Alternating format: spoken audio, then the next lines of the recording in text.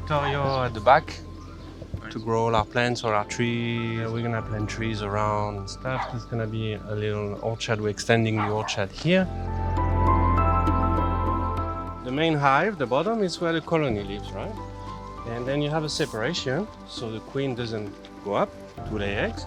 And then on top you have what we call the supper, where the honey collects, yeah.